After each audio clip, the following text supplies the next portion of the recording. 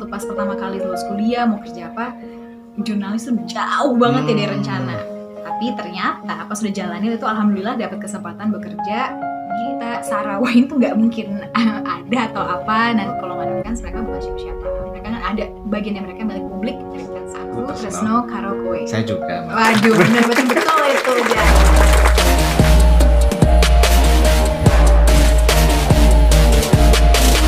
Boro konco, poros dulur, sobat dan guys. Kembali lagi nih bertemu bersama saya Ferdi Siawan dalam The Blangkon TV Blak-Blakano Kontroversi. Saya hari ini mau wawancara seorang presenter yang sangat cantik, sangat pintar bahasa Inggris, dan juga sangat menarik, yaitu Mbak Sarah Wine.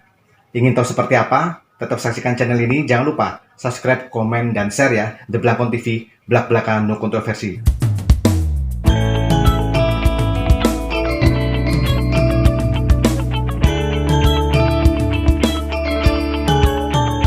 Poro konco, poro sedulur, don't forget to watch Blangkon TV, Blak-Blakan, no controversy. Nah, if you watch that, you will find out so much more about me, if you do want to know about me. But don't forget to watch and subscribe Blangkon TV for more inspirational talks with many different figures.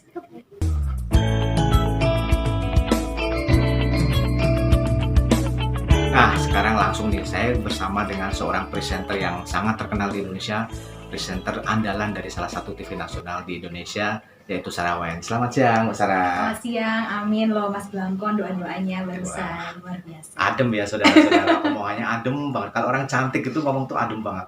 Mbak Sarah, bisa cerita nggak sih Mbak Sarah dulu awal mulanya terjerumus atau memang sengaja di dunia presenting ini? Waduh, terjerumus sih sebenarnya. Menjerumuskan diri kali ya Mas Blangkon ya. Jadi pertama-tama tuh dulu waktu kuliah ambil komunikasi, tapi ambilnya PR.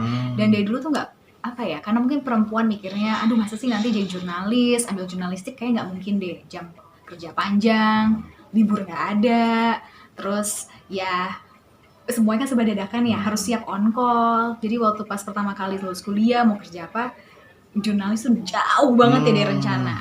Tapi ternyata pas udah jalanin itu alhamdulillah dapat kesempatan bekerja di tempat yang aku pengen banget waktu itu. Terus aku jalanin, lama-kelamaan kok monoton ya. Terus mama juga kayak ngasih dukungan, coba aja kalau kamu mau tuh jadi presenter berita. Dan nunjuknya karena di rumah nontonnya Metro TV, nunjuknya program Metro TV. Ingat banget dulu tuh bincang pagi kan, sambil ngopi pagi mama langsung daftar aja Kak. Tapi kan jadi presenter berita enggak jadi presenter doang, tapi kan harus jadi jurnalis. Baru mulai dari reporter segala macam. Tapi kan ya menelan apa ya namanya ya, mencari kesempatan yang nggak datang 2 kali, terus sama dapat dukungan penuh dari orang tua, terus sudah pernah merasakan yang diinginkan ternyata nggak sesuai dengan apa yang dibutuhkan. Kenapa? Why not? Pas waktu daftar ternyata alhamdulillah keterima, tapi kan waktu itu daftarnya untuk programnya yang presenter.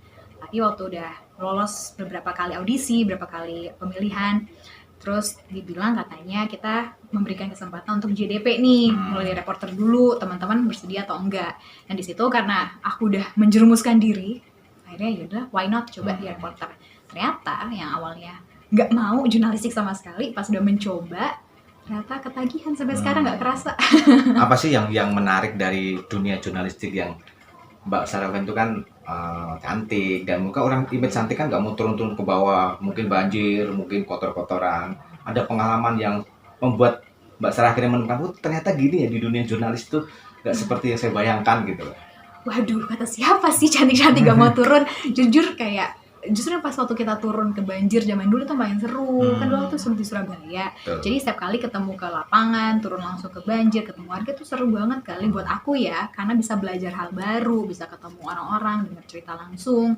Jadi itu menarik banget. Dan apa yang jadi bikin aku terus mau di jurnalistik, karena setiap hari tuh hal-hal baru, jadi belajar terus. Jadi nggak pernah never ending belajar, nggak pernah namanya monoton, nggak pernah namanya let's say kalau di kantor, oke, kita pekerjaannya bikin, misalkan dulu aku PR, bikin acara, tapi ujung-ujungnya bikin acara, nanti report. Jadi ritmenya tuh bisa kita ukur lah. Tapi kalau misalnya kita di jurnalistik, walaupun kita dialog, pasti kan apapun itu dialognya, apapun materinya, kita belajar lagi, mulai dari nol lagi gitu. Jadi selalu jadi pelajar gitu loh. Oke Mbak Sarah, memang sekarang masih sering turun ke lapangan atau sudah di ruangan studio yang adem gitu? Studio yang adem, jujur karena mungkin karena pandemi kali ya sekarang, jadi memang lagi nggak banyak turun, tapi iya, sebelumnya sempat liputan untuk program Euphoria juga, jadi kemana-mana belajar tentang kebudayaan Jepang. Jadi itu seru banget sih dan kangen banget sih buat liputan-liputan lagi. Semoga bisa cepet liputan. Nah, kalau Mbak Sarah kan ketemu banyak orang, ketemu berbagai macam budaya. Apa sih Mbak inspirasi yang bisa ditarik dari pengalaman Mbak Sarah? Bisa ketemu banyak orang, bisa ketemu berbagai tipe-tipe orang, dan Mbak Sarah ini dikenal bisa bahasa Jawa juga, bahasa Indonesia juga lancar. Bahasa gitu. Jawa takut orang iso bahasa Gimana? Jawa mas. Mungkin di komunikasi sih kan komunikasi ada yang verbal dan non verbal, tapi balik lagi bagaimana kita berhubungan sama orang, bagaimana kita membangun mutual understanding antara dua orang, antara dua budaya, itu bagaimana komunikasi. Jadi kalau misalkan kita nggak mau duluan cari tahu atau kita nggak mau duluan saling mengenal, ya kita nggak akan ketemu, akan dead end, akan bakal buntu. Jadi harus dari komunikasi itu sendiri. Nah, saya juga ingin sinau bareng nih tentang apa sih Mbak pencapaian dari Mbak Sarah yang sampai saat ini belum tercapai, dan apa yang dicita-citakan di dunia presenting ini? Waduh, banyak ya, karena kan pastinya pengen punya program sendiri, insya Allah ke depannya yang benar-benar ya banyak lah ya aku harus pelajarin. Tapi itu sih mungkin semua presenter pengen nanti suatu saat punya program sendiri yang benar-benar bisa jangkar anchor di situ. Dulu kalau nggak salah pernah ditugaskan di Surabaya tadi pernah cerita ya. Gimana tuh pengalaman di sana, kan banyak orang Jawa, yang Jawa seperti semua. Jawa semua Iya, bahkan benar. ya. Apa ada pengalaman menarik kan di sana mungkin dengan budayanya yang sangat berbeda? Mbak kan sebagai dulu Abang None juga kan. Iya betul. Bagaimana bisa ceritakan? Dulu waktu pertama kali mau ke Surabaya, ingat banget, baru banget liputan. Kan sebelum Metro TV, aku nggak pernah nih namanya pengalaman media manapun. Jadi langsung belajar di Metro TV, semuanya bleng gitu. Jadi waktu itu baru liputan 2 minggu. Ditelepon sama koordinator liputan. Pulang di liputan nih, belum bikin paket beritanya, belum jadi, bahkan belum pernah bikin tuh paket berita tuh sama liputan itu. Ditelepon, Sar, lusa ke Surabaya ya. Oh oke, Kak, gitu. Terus nanti buat detail-detailnya nyusul, pokoknya lusa Surabaya siap-siap. Telepon. Terus habis itu campersnya waktu itu, camera person yang jalan sama aku itu inget banget Kak Ences. Hai Kak Ences. Kak Rike ya kan. Kata Kak Rike, wah Sar, kamu harus cari tahu dulu, itu kamu ke Surabaya penugasan biasa atau yang namanya BKO, penugasan di sana untuk jangka waktu panjang. Nah, situ aku nggak tahu kan, namanya juga anak baru, mau nanya juga nggak enak, itu bagaimana cari taunya. Akhirnya pas sampai kantor tanya, ini BKO atau penugasan biasa nih. Pas ditanya katanya rencananya sih Sar 2 minggu. Oke, 2 minggu nanti pulang. Oke, kebetulan 2 minggu mungkin bukan BKO kali Sar, saya BKO biasanya berapa bulan. Dan katanya nih, zaman dulu kalau ke Surabaya itu utamakan mereka yang udah punya pengalaman, karena kan Surabaya dulu stasiun pertama Metro TV yang di daerah, jadi harus siaran juga, dia presenter daerah juga. Situ ya kan pengalaman saya 0 ya Kak ya. Jadi benar-benar deg-degan, disuruh 2 minggu ke sana. Ternyata yang tadinya 2 minggu lama-lama nambah lagi, jadinya 6 bulan atau 7 bulan gitu di Surabaya. Tapi ya seru sih, soalnya pertama kali aku benar-benar tinggal di luar daerah Jakarta, pertama kali juga tinggal jauh dari orang tua. Jadi benar-benar waktu persiapannya berapa hari? 2 hari. Akhirnya bisa survive juga ya? Bisa survive juga dan nyaman banget. Bahasa Jawa itu bisa dari sana atau sebelumnya bisa bahasa Jawa? Dari sana lah, sok-sok bisa. Nggak bisa, tapi sok bisa aja. Coba bilang kalau aku suka sama kamu, bahasa Jawanya apa? Aduh. Kue karo Aku Tresno. Oh, karo kue. Aku Tresno nggak sih? Coba diulang. Bener ya? Coba diulang. Aku Tresno karo kue. Saya juga, Mbak. Waduh, bener betul itu udah. Itu jawabannya benar. Mbak Sarah, pernah pengalaman wawancara siapa yang menjadi highlightnya Mbak Sarah lah selama menjadi presenting ini, Mbak Sarah? Highlightnya wawancara siapa ya? Waduh, setiap kali wawancara harus jadi highlight tersendiri sih. Tetapi mungkin kalau yang agak lucu itu waktu wawancara ada Broadway stars, bintang-bintang Broadway waktu datang ke Indonesia. Sebenarnya kalau bintang Broadway kita nggak tahu ya siapa, karena kan jarang, apalagi Indonesia kan nggak ada ya, penampilan mereka jarang banget. Nah itu buat Indonesia Now aku wawancara, kebetulan kenalan ada 4 penyanyi Broadway. Salah satunya itu pas waktu ngobrol-ngobrol, ternyata dia memainkan peran, kan ada Phantom of the Opera zaman dulu tahun 2000-an awal, itu tampil di Inggris tahun 2000-an awal, dia jadi Phantom-nya. Terus ngobrol-ngobrol ternyata dia jadi Phantom di penampilan Phantom of the Opera di Inggris, dan itu nyentuh jadi highlight karena itu perjalanan terakhir aku sama papaku ke Inggris buat nonton Phantom of the Opera, dan jadi kayak membekas. Wah, berarti yang saya tonton waktu itu yang saya wawancara dulu. Iya, saya wawancara saat ini, dan dulu saya ketiduran nonton Anda karena masih kecil kan. Dan itu ditanyakan waktu itu. Ditanyakan, aku bilang, oh berarti you were the Phantom during Her Majesty's at the Her Majesty's Theater during 2002. Kata dia, iya. Oh, that means I watched it on Broadway. Gitu. Terus kayak thank you for making my childhood much more colorful, bla bla bla. Nggak menduga ya, kalau dia itu di dunia jurnalis itu kadang seperti itu. Betul. Hal-hal yang tak terduga, seorang yang kita impikan bisa ketemu gitu. Bahkan ini nggak aku impikan, karena kan biasa kalau kita impikan, oke, mau wawancara siapa, for example, malah siapa gitu, atau presiden atau apa, bisa kita perencanakan kan. Tapi kalau ini kan, wah ini kan yang zaman dulu perjalanan yang menyentuh di hati, terus ternyata nyambung nih pas udah dewasa ketemu sama orangnya.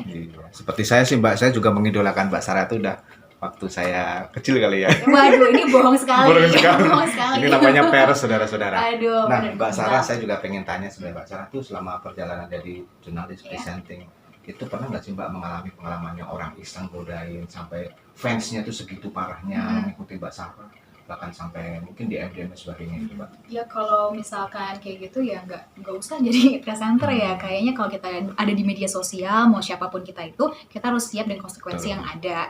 Jadi balik lagi bagaimana kita menyikapinya sih. Selama tidak mengganggu, tidak membahayakan, ya itu kan hak mereka juga ya. Apa sih sebenarnya arti fans dan mungkin bisa dibilang sahabat bagi seorang Mbak Sarah itu? Fans atau sahabat nih? Fans dulu baru nanti ya. sahabat. Kalau misalkan fans itu pasti mereka mendukung lah.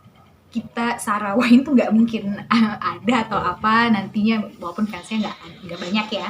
Mungkin nanti untuk siapapun public figure itu, kalau nggak ada fans mereka bukan siapa-siapa. Mereka kan ada bagian yang mereka milik publik, milik fans itu sendiri. Jadi itulah almost segalanya makes them part of the public figure itself, all fans.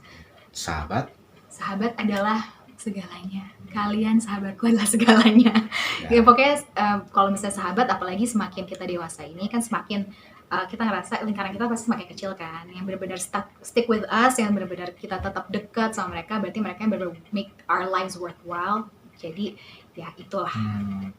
Wah, Mbak Sarah ini bahasa Inggrisnya luar biasa ya Mas, pelanggan sampai pusing. Bahasa Jawa atau bahasa Inggrisnya ya, nanti saya harus diajarin nih Mbak Sarah tentang bahasa Inggris. Mbak Sarah, pertanyaan terakhir di segmen Sinau Bareng nih. Namanya itu memang sebenarnya Sarah Wen atau namanya sebenarnya siapa sih, dan kenapa jadi Sarah Wen sih Mbak gitu? Atau seperti apa, saya nggak tahu nih, saya orang baru tahu. Coba ini Mas Blangkon ini pura-pura nggak tahu pasti. Saya tidak tahu beneran. Beneran. Pokoknya nama aslinya Gina Sarah Melati. Terus waktu awal-awal mau siaran, biasa kan kantor nanya, kalau Gina Sarah Melati mungkin kepanjangan nih Sar gitu. Coba Mas Blangkon lebih suka Sarah Win atau Gina Sarah Melati? Saya seneng Gina Sarah Melati sih. Waduh, sama, saya juga sih sebenarnya juga ditanya fans. Tapi enggak, dulu waktu pas mau siaran dibilang sama kantor kalau bisa namanya lebih pendek aja Sar, biar lebih gampang. Mungkin nulis CG juga lebih pendek ya. Jadi kan kata Wen itu? Kata Wayne itu, dirunut nih, mana nih namanya. Wayne itu nama ayah saya. Jadi kan, karena mungkin karena almarhum juga kan udah meninggal, jadi ya why not lah gitu kan, membawa legacy bapak saya sekalian sih. Nah, itu saudara-saudari poro sedulur, ternyata nama pemberian orang tua, apa ya istilahnya, memberikan berkah Mbak Sarah sampai sekarang. Segmen Sinau Bareng cukup sekian, nanti kita sambung di segmen Guyon Waton, tetap di The Blangkon TV, belak-belakan no kontroversi. Berarti kalau ada yang melamar, siap menikah? Insya Allah. Karir gimana? Harus beriringan. Siapapun nanti jodohnya, insya Allah. Kriteria cowok idaman Mbak Sarah itu seperti apa sih Mbak? Waduh, kira-kira apa nih? Coba kita pengen tahu Mbak Sarah. Makan tampan beriman kali ya.